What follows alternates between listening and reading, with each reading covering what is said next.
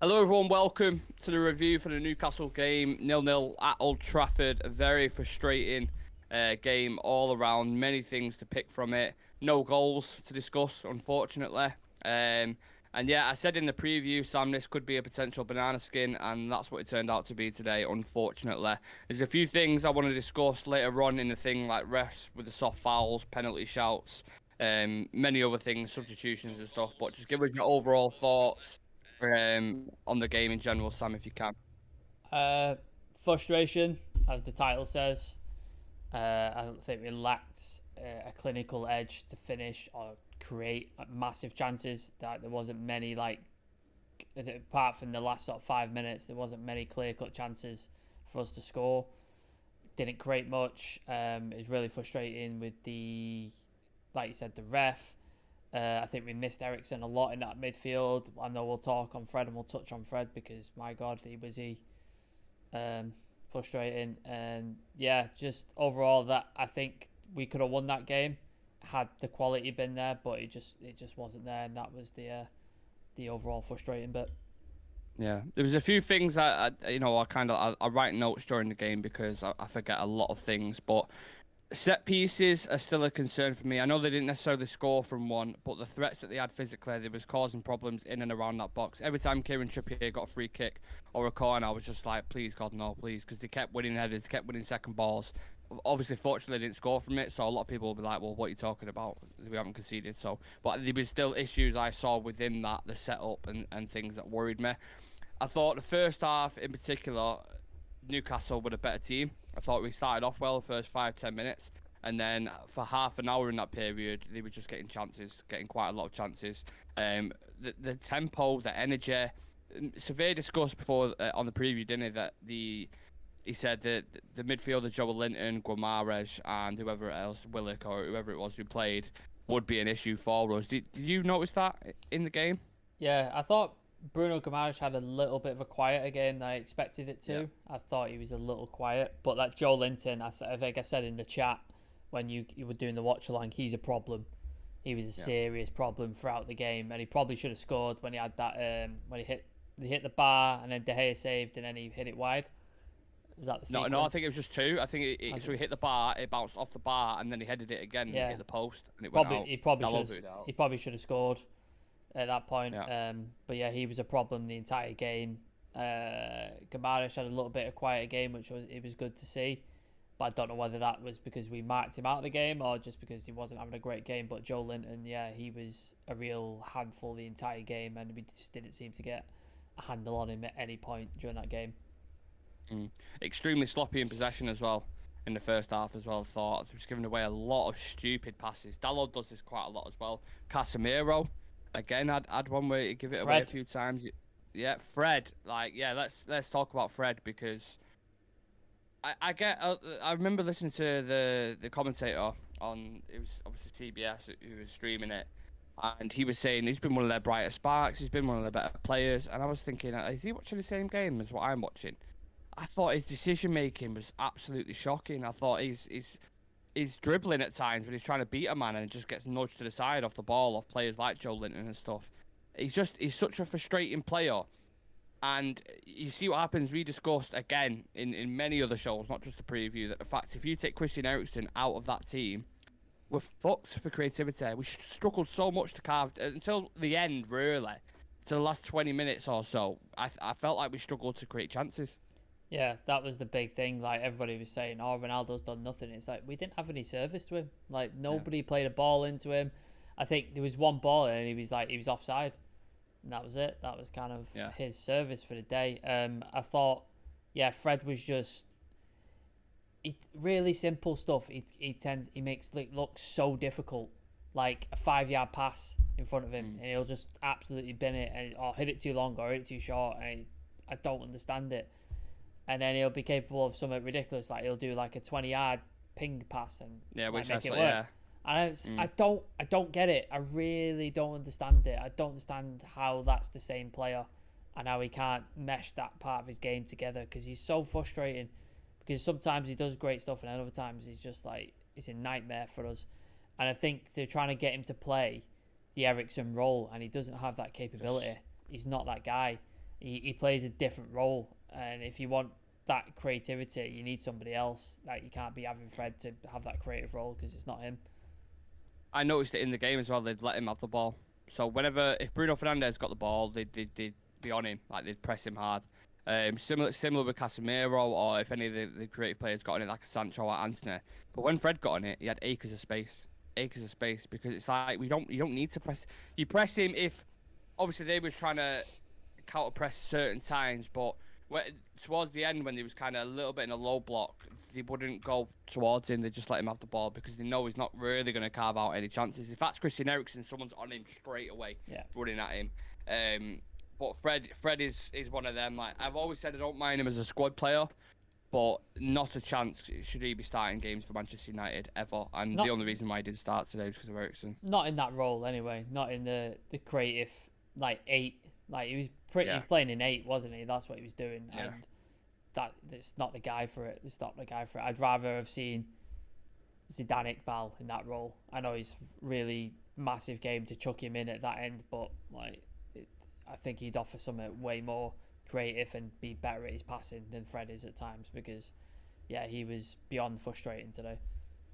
Well, judging from the look of our bench, I didn't realise how bad it was, but we were struggling for options, and it felt like one of them games where we could have done with something off the bench.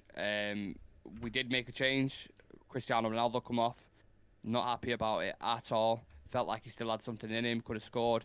When you see that chance at the end of the game that Rashford just fluffed, basically, does it make you think a little bit? Yeah, there's that one. There was also the one that Rashford cut back and it was Fred. And you'd think Ronaldo would probably be in that spot had he cut it back rather than Fred. So, but again, could have been, maybe, has been, like, it is what it is. They took him off.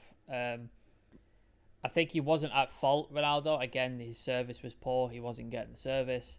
Antony was trying his best. Like, Antony picked him out a couple of times, but Sancho, most of the time, was ineffective. Wasn't creating anything.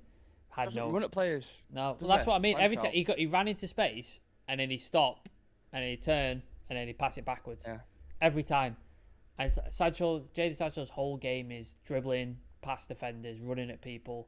That's what frightened defenders, like, when they played against him, is like his pace and his ability to dribble, and he did none of that, and I don't understand why. So he wasn't getting any service from that side either. I would have thought when they brought Rashford on, I thought it would have took Sancho off, brought Rashford on, Rashford, Antony, and Ronaldo, and then maybe we finish one of those opportunities. I don't know if we're going to touch on David De Gea as well. I don't know if that's in your notes, because my word is after last week's sort of, we were singing his praises and saying he's great, and he just went right back to absolute shite again today. His distribution was shocking, absolutely shocking. So that didn't help us either. You know what? I'm sick of saying that word, mate. I'm annoyed with saying it all the time. Distribution, because people start to think like it's some sort of agenda, or it's some sort of. I said it in the watch along. It's so important. If you've got, we're struggling up top at the minute with Anthony Martial having injuries, Ronaldo not physically looking the same, and that breaks down play in that attacking phase. We're struggling in the midfield because Eriksen's missing. We lack creativity there, and then when we're trying to play out from the back. There must have been about 5 or 6 passes. You could probably make a compilation where it either goes out of play or it just goes straight back to Newcastle. And when we did have periods where we was much better at sustaining pressure, keeping the ball, keeping possession, keeping it ticking over. And then when it got back to De Gea, when they started and they had like the 3-man trigger, because when he had the ball, you'd see like Wilson, Almiron, and someone else, whoever it was, camped on the edge of the box waiting for him, because they know how bad he is. It reminded me when Troy Deeney said when he played for Watford that they'd let Fred have the ball as soon as he got it. That was the trigger to go press then. That was a similar thing for Newcastle. As soon as they saw De Gea trying to play out from the back, it was like, and it's a problem because that is Ten Hag's philosophy. That's how he wants to play. He's had to switch that up because he can't play like that. Well, that was going to be. He can't fit the system. That was going to be my point. He tried to do that in the first 2 games, Brighton and Brentford, and you saw what happened. Like that goal, the perfect example is the goal against Brentford, where De Gea played it out to Eriksen, really short, and Eriksen tried to get it, and he just gets it snatched off him, and it's in the back of the net, isn't it? From was it Mberno who scored it? And it's just he abandoned it after the first 2 games, realised I can't play like this because I haven't got a goalkeeper to do this. And then we were doing it again. And I don't understand why. It's like, why does he suddenly thinks he can do it now? Because he's not capable. Maybe because of the last game he saw improvement, so he thinks, I'll try it again. It just doesn't work.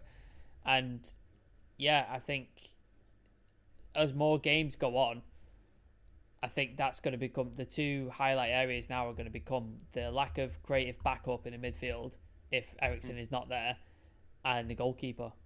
They're going to be your 2 points. Obviously, the striker is the massive one, but they're going to be your 2 other points because you can't play out from the back with David De Gea. And if Eriksen goes down like he has with illness, you've got Fred or McTominay. There's no creativity. And the problem with that as well is that's 3 areas, important areas of the pitch. It's not just one. You've got near the back line, you've got the midfield, and then you've got up top where there's glaring issues. I thought the finishing was a bad problem today. If it wasn't for McTominay's 93rd goal against Ammonia, which some would say was lucky or whatever, then that's 2 games there against Ammonia and Newcastle where you create enough chances, or at least chances where you can score from. That one at Rashford at the end was absolutely terrible. The Fred one was terrible. Fred, he was in.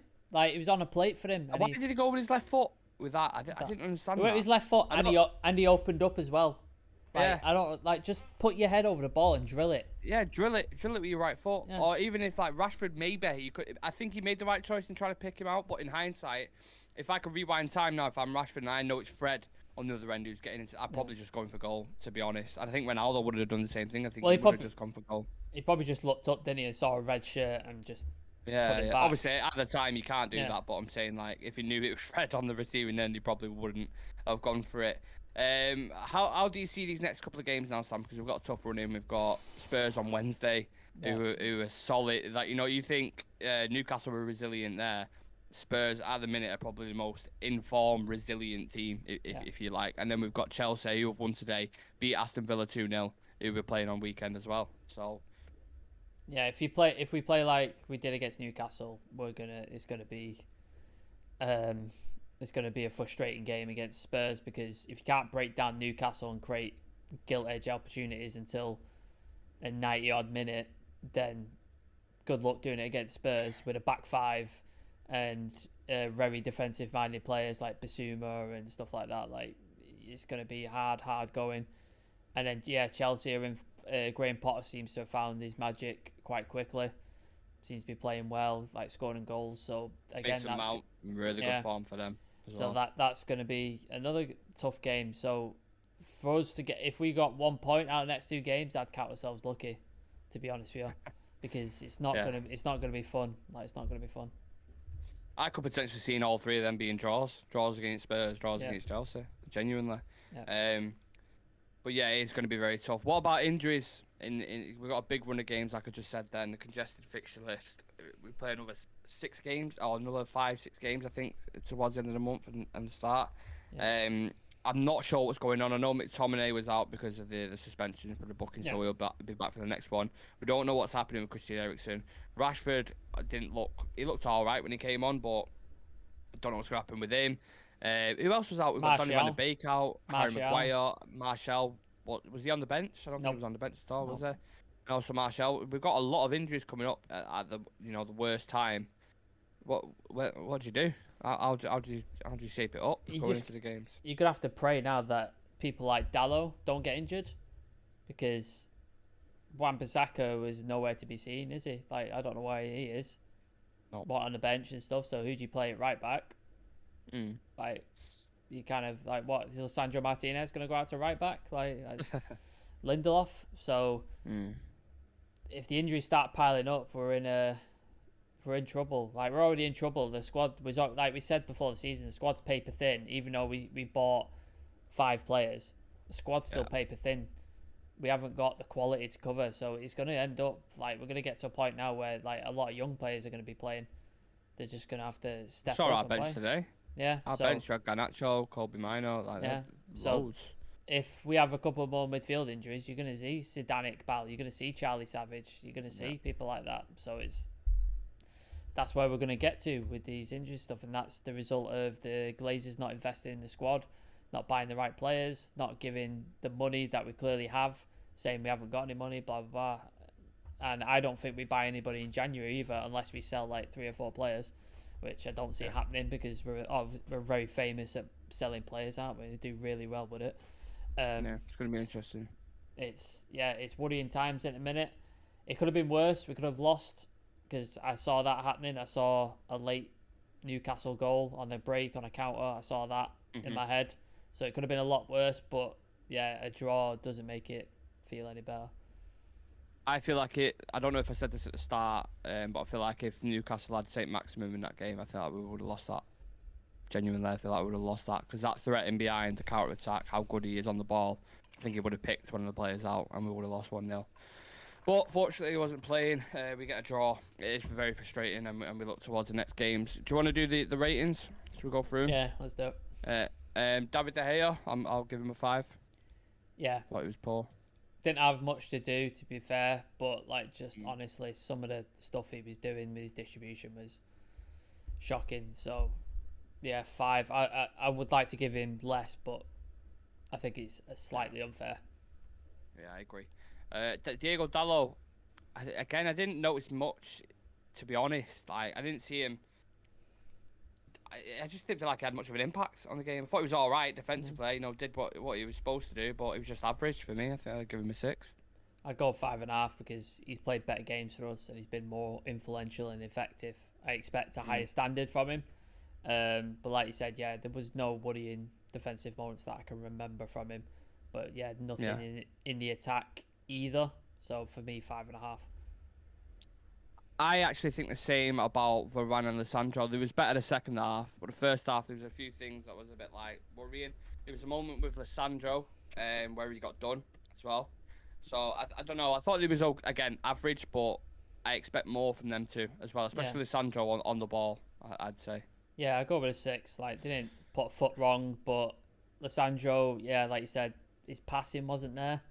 Like, it wasn't as line splitting and like influential as it can be. Varane did his job, didn't really sort of do anything special. So yeah, for me, 6. Luke Shaw looked all right. I thought he looked good, especially at the start of the game. Looked decent. Seems to have taken that spot for at least for now. Maybe Malacia can get that back, but he obviously saw a cameo against Ammonia on Thursday night where him and Sancho was linking up very well. Didn't feel like we had the same kind of link up again today. I thought it was missing. I don't know if that was more on Sancho or on Shaw, but I thought Shaw was all right. I'd probably give him a 6. Yeah, no, he wasn't terrible. I thought he played better against Everton. I thought that was his best game for us so far. So he wasn't at that level, but yeah, he didn't really do much wrong. So yeah, average 6 for me. Yeah. Then we have Casemiro. Again, disappointing. I feel like it's going to be a reoccurring theme for a lot of the players. Didn't really stamp his authority. There was that pass obviously at the end for Marcus Rashford, which, if it's someone else, if it's a regular striker on the end of that, he's probably backing the goal, to be honest. If it's Ronaldo, let's say, for example. So he would have got a great assist there. But again, times where misplacing passes, losing out on the ball, spending too much time on it.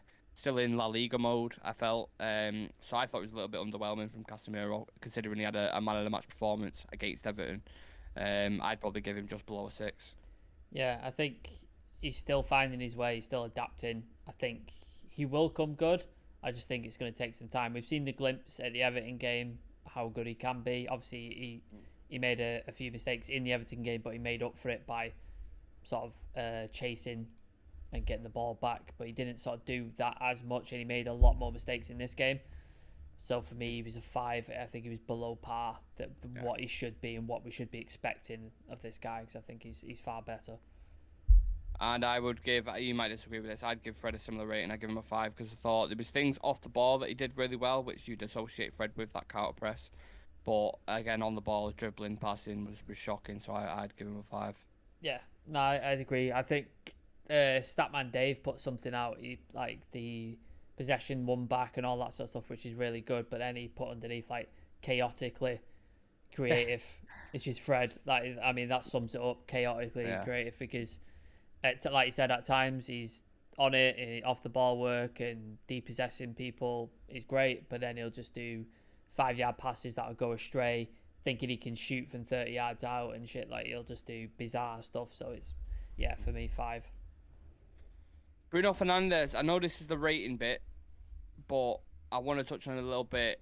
I'm slightly worried about Bruno. I've been backing him to the hills and saying it's progression, it's slow progression, but I feel like games like this, if you're a top echelon player in the Premier League or creative midfielder, you need to stamp your authority in these kind of games. That was Kevin De Bruyne. Some of the balls he puts in for the strikers, some of the balls in behind. There was one time I saw him play a ball in behind for Sancho on the left-hand side, which we was discussing on the watch-along. And apart from that, I didn't seem to do anything at all. Just off the ball work was great, as you always expect from him. His output off the ball, but he's not having like big effects in games. He's really not. I don't know if that was because Eriksen wasn't playing, so we had less space and he got targeted more. I don't know, but he's not doing enough for me. I'd give him a 5. Yeah, he seems to be a ghost at the minute, doesn't he? Like, you know he's there, but you can't actually see what he's doing or where he is at any time on the pitch. Whereas if you watch City or you watch, for example, when Liverpool were in control, like Thiago, if you watch them, you know exactly where they are on the pitch and you know exactly what they're doing because you can see them dictating play and making passes and stuff like that. But yeah, I don't know what it is with Bruno. I still stand by my thing that when Ronaldo's in the team, you see less effective Bruno. I think he's better when Ronaldo's not in the team, for me personally. And I think that's been proved evident. Every time Ronaldo's out of the team, Bruno seems to have a better game. When he's in the team. To be fair, when Ronaldo went out, Sam, and Rashford, he ran in behind for that when he played it to Fred. Bruno played that pass, didn't he, in behind for Rashford. So I don't think Ronaldo works with Bruno in the team. I think you see it for Portugal as well, because Bruno doesn't really sort of play well for Portugal when Ronaldo starts, does he? Like, he has moments and stuff, but he's not great. So yeah, I'd give him a 5. But yeah, it is starting to get to the point now. It's like, when's he going to step up? When's he going to start putting his authority on games? Because it's not happening at the minute. Well, we're like 11 games in, aren't we? 10, 11 games, something like that. And he's yet to really make his mark. I mean, goals and assist wise, I know it's not all about stats, but I can think he's probably got a goal and a couple of assists or 2. I thought of a clue at this point, but yeah, he needs to be a lot more effective in these kind of games. Anthony, I thought, was my man of the match personally for United. I thought he was the only threat. He had Dan Burn on toast. Was creating a lot, was putting crosses into the box. Some of them weren't the best, but again, another bright spot for me. I'd give him just over a 6.5. Yeah, no, he was the most bright player in our team. He was trying to make stuff happen for Ronaldo quite a few times, putting crosses in. Some, like you said, some of them not so great. Was trying to cut in like he does onto his left foot and get shots away. Didn't quite happen for him again. I thought, yeah, he was trying and he made an effort, and I'll always back a player if you're making an effort and you're trying. It might not always come off, but if you're making an effort, I'll always back you. So yeah, he's been decent. I think he's had better games for us, but I think you always get effort from Anthony, and that's what I like. Any sort of drive and that sort of thing, I'm always behind the player who can do that. So would you agree with that system? 6.5? Yeah. If you're going for man of the match, I'll give him 6.5 because I don't think anybody got above that in the game. So yeah, again I agree. Jayden Sancho was an interesting one. Little spells where I thought he's done okay there. He's beat the odd man, but again it's just like it's underwhelming again. I'm screaming for more out of these players when I'm watching them. Like, I know there's more in the tank. This is a guy who got 16 goals, 17 assists in the Bundesliga. Yeah. Like, he absolutely lit it up for Dortmund. And if you look at the individuals in our team, we're a better team. We've got better players. And it's just not working. I don't know what it is. I don't have a clue what it is. It's so like that. He's like a roller coaster, man. Came on against Monia, looked great. Started bright, but then dipped off again. Like, I don't even know how to assess his performance, to be honest. I'd probably just give him a lower 6. I'd give him a 5.5.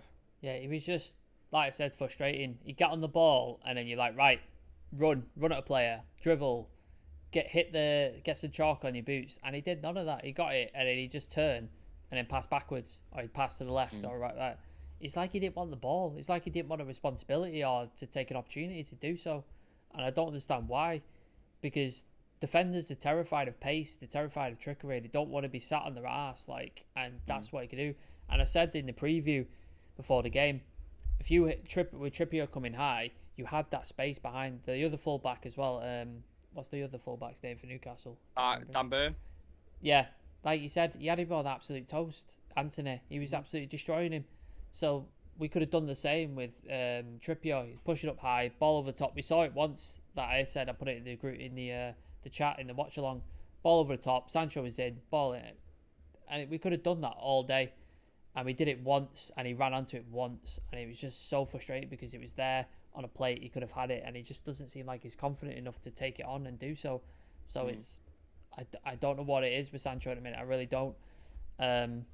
It's going to get to a point this season, if he doesn't start delivering, people are going to start asking questions about, we've paid 70, 80 million for this player and he's not delivering. So it's 5.5. Not a great performance whatsoever. Yeah, I think in about 40, 50 games for us, he's got 4 goals and 2 assists or something like that, which just, the return just isn't good enough at all. Then we got the big dog, Cristiano Ronaldo. We said that he had 0 service, really, apart from Anthony trying to supply. Very isolated again in this game. Looked a very frustrated figure, especially when he came off. Scored 2 goals, so technically he was on a hat trick. Yeah, technically he was on a hat trick. What did you think about them goals? One of them obviously nicked off Nick Pope and tried claiming that the ball was in play, and then the other one, he was just completely miles offside, wasn't he? Yeah, the offside one, you're offside, mate. It's what it is. Miles though. Yeah. Not even like fractions. I said that to Dan in the chat. Like, he's lost that pace now where he could play on the edge, and he'd still get the beating of the defender. He hasn't got that pace anymore where he can do that. So that's why you're just catching him offside all the time now, because he hasn't got that pace. He has to step up a little bit more, and then the offside trap just steps back and he's offside. The other one, supposedly he's probably got a point. Had the ref blew the whistle? That's what they were saying. The ref blew the whistle early, and then their defender had kicked it back to the goalkeeper to take the free kick. So technically it is, but I don't know in terms of like fair play or in terms of the sort of spirit of the game or whatever you want to call it. That's what's probably not in his favour, but I guess technically he was in the rules.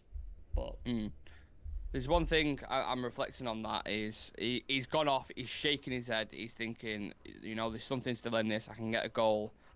And then we see that Rashford chance at the end, and I think if Cristiano's on the end of that, 100% he puts that in the back of the net, and everyone's talking about him, saying he scored again. The Fred one as well. He's back. Yeah. I think if Rashford cuts that back, and I think Ronaldo's there instead, when Fred wouldn't be. I think Fred would be further back. Yeah. I think Ronaldo would be there in the 6-yard box. But the centre forward thing is massive right now. I don't know what's going to happen with that striker situation. Martial again, like where is he? Why has he not got minutes? He's saving him for the Spurs game, or that he's not going to play then? He's saving for the Chelsea game. Ronaldo physically is looking off it. He really is. It's so noticeable now. It's not even like it's a myth or like it's speculation. He is physically. You can just tell that he cannot get into the positions that he needs to. In his head, though, he still thinks he's the greatest, which obviously got him to the dance where he's at now. But physically, he's struggling. And I only want look. I might get clipped up for this, and he might end up going on a massive goal streak. But I only want to play in a bit part now, coming on. If we need a goal last, 20 minutes or whatever, bring him on. I'll play him in set games where they're going to play a low block, and all you need to do is just provide service from the wings. I can't see him playing against like Spurs or Chelsea, to be honest. He's not getting service though. That's the problem. Like Aaron's in the chat, he's saying Haaland would struggle to score in this United team. Service is dreadful every week, and it is. We're at the point where we had with the Ollie season, where we're relying on individual moments of brilliance, like Anthony, and with that goal and stuff like that. It's just we're waiting for players to do something, and it's like we should be playing as a team. We should be providing service to our forwards, and it's not happening. Anthony was the only one who was trying to sort of get the ball into Ronaldo. Sancho wasn't doing it. Bruno wasn't doing it. We didn't have Eriksen to do it because obviously he was ill. So Fred's not going to be doing it. The fullbacks didn't seem up for it either. Like, I think a couple of times I think I said on a watch along, when we had overloads and we were putting crosses in, we looked like we were creating opportunities, but then we just couldn't quite get it together. And I said, if we kept going like that, we'll score. And then we just seemed to stop doing it. And then we tried to play through the middle, and then obviously with the defence of Newcastle in the midfield they were just shutting that down every time, so we were forced to go out wide. So it was just, for me, everything wasn't working as it should, and the lack of service to Ronaldo was a pure example of that. I think if you get the service to Ronaldo, he will score, but he's not getting it, and you may have to change the system or the shape in order to do so, in order to get him more of the ball. But again, I don't think Ten Hag sees Ronaldo as his future for his team. He's just a guy who's filling a spot at the minute because he doesn't have any other option. But I suppose it's hard for Ten Hag, because how do you prepare for a game if you don't know what players are going to be fit? It's very touch and go with a lot of our players at the minute, so you can't thoroughly prepare for this kind of game against Newcastle. And I would agree with the narrative that he did not get chances created for him today. But before that, he's had plenty of chances that he just hasn't took, Cristiano, in my opinion. And there was one today as well, actually, where he was on his left foot, and the usual killer Ronaldo would drill it in the bottom right corner, and he just kind of fell over his feet a little bit, and Trippier managed to get a tackle in. So it's still worrying signs for me. I don't see him as the out-and-out number 9 every single game. We've got a massive fixture who else? Coming up. Who else do we play? This is what I mean. I think Martial should be fit now for this next game. If he isn't, then you have to play Ronaldo, don't you? There's no one else you're going to put there. But as a starting number 9 right now, I'm putting Anthony Martial in there. He's just more fluent, works better with the system, and he's better off the ball. I would, but again, is he fit? Can he stay fit? Well, we'll find out, won't we, in the Spurs game on Wednesday. Of course, we'll have the usual Instagram live tomorrow for you lot. We'll have the Spurs preview on Tuesday. Match day, watch along for Spurs on Wednesday night, 8 o'clock kickoff, I think it is. We've got FPL roundups. Yeah, we've got a lot of content within the next week, probably every single day, to be honest. So make sure you tune in for that. Week. Yeah, very busy for the lads. So yeah, make sure you subscribe to the channel, like the video, get your comments in about the game, let us know your thoughts on individual players, how we played as a collective, and Eric Ten Hag. And yeah, me and Sam will see you guys in the next one. Make sure you hit us up on socials. All the handles are at the bottom of the graphic. And yeah, take care, guys. Have a nice weekend for what is left. And we'll see you in the next one. See you later.